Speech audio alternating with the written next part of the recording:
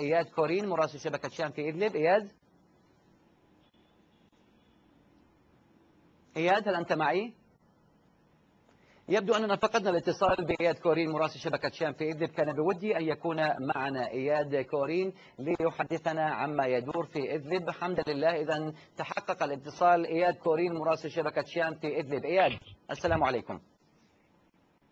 وعليكم السلام. أهلا وسهلا. سيد إياد، يعني إدلب اليوم كانت مسرحا لعمليات قوات النظام بالقصف العنيف على أنحاء متفرقة من هذه المدينة، وكانت المجزرة البشعة في معرة النعمان. ضعني في صورة المشهد هناك في إدلب.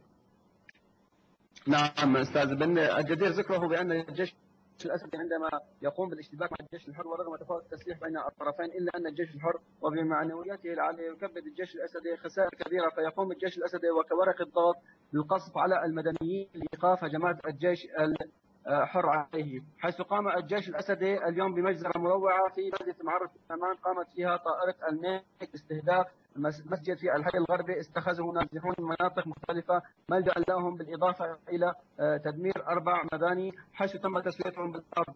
سقطت في هذه المجزرة 30 شهيدا معظمهم من الأطفال. الأشلاء مفتتة تماما وقد لا يتم التعرف على معظم الشهداء حيث تم التعرف على 9 جثث فقط. وتتعرض يوميا بلدة معرة النعمان الأكثر من منكوبة والأسبوع الثاني على التوالي لقصف عنيف من الطائرات الحربية والمروحية التي تجوب أجواء بلدة معرة النعمان والريف الجنوبي والشرقي، حيث تقوم بإلقاء براميل تحدث انفجارات هائلة تهز قرى جبل الزاوية ومدينة معرة النعمان وتحدث دمارا هائلا في المباني السكنية. وبلدة حي كذلك لا يختلف وضعها الإنساني عن معرة النعمان حيث تم تشويد منازلها بالأرض جراء القصف. أما الجيش الحر فما زالت قواته تحاصر معسكر وادي الضيف والحامدي وحاجز بلدة معرة شورين الغربي، وقد تم تكبيدهم الكثير من الخسائر بالأرواح والعتاد.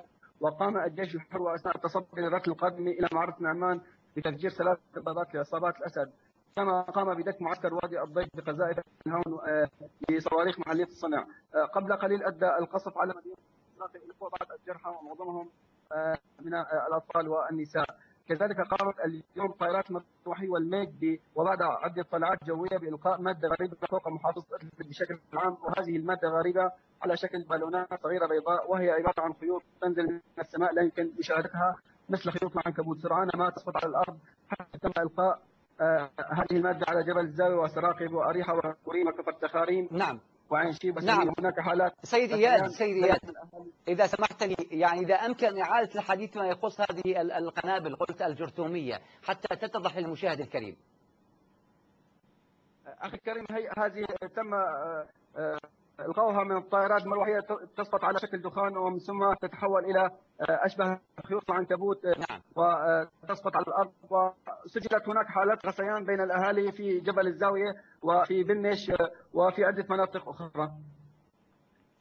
أود أن أذكر أن في مدينة إدلب تم اعتقال 15 شاب عند دوار الزبور وتم ضربهم ضربا مبرحا